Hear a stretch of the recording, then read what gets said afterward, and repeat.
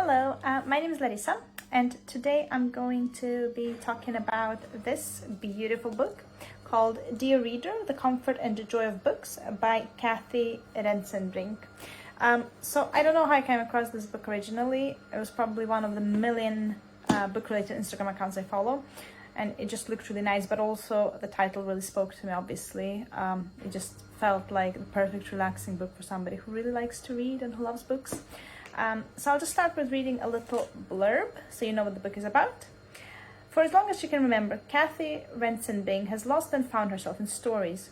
Growing up, she was rarely seen without her nose in a book and read in secret long after lights out. When tragedy struck, books kept her afloat. Eventually led the way to a new path, first as a bookseller and then as a writer. No matter what the future holds, reading will always help.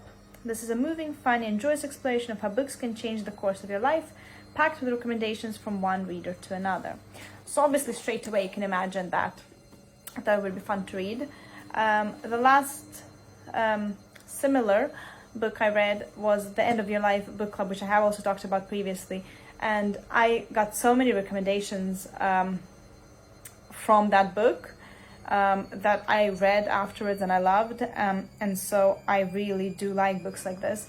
This book isn't as maybe deep and as inspiring as The End of Your Life book club, but it's definitely a very good, quick and easy read. I recommend it for anybody who needs a little bit of a pick-me-up, a little bit of comfort. I think it was quite well written, and I don't usually do this, so clearly this book spoke to me. I actually highlighted some of the quotes from this book. I won't go through all of them, obviously, but just a couple. So early on she writes about Narnia and the Lion, the Witch and the Wardrobe, which is I guess quite often the first book people remember reading. It's quite popular. So she says that it's not only a cracking story in its own right, but also represents the way every book offers an invitation to open the door and find a way to another world, which I completely agree with. I think that's what books are. I think another thing that books really are just a way to help us maybe realize that we're not alone with what we're going through. They can cheer us up. They can help us deal with grief. So the character in this book, she obviously had a loss, had a tragedy in her family, and books really helped her. And she writes that the very way that fiction works, the process of conflict and resolution at the heart of every story, means that novels are full of people encountering challenging situations and usually surviving them. Books are a masterclass in how to carry on, which I think is absolutely spot on.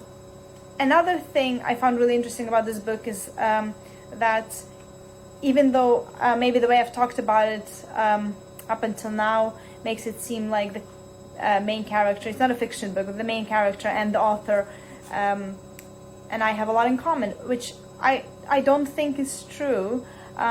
For example, she considers herself an extrovert. She really loves being around people. She likes meeting new people. She likes talking to new people, which isn't me. I'm quite introverted. But I do think that a lot of the times people are very quick to put a label on things. So people who love books and people who always have their nose in the book are loners or introverts or whatever. And this is obviously not the case.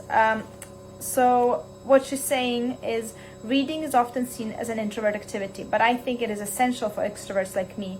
In a way, it is a way of being alone, but never lonely. We are hardwired to seek out connection with other humans and to look for love, which makes us vulnerable to pain. The only way not to suffer is not to love, and that would be suffering in itself. So I'll leave it there. I won't go into too much detail about what it's about, so I don't spoil it, and I've been talking for quite a long time already. But I do recommend this book. It's a quick read. It's quite comforting. It's a little bit uplifting. So yeah, if you want to pick up a book and to read about more books and get some more recommendations, here it is. Thank you.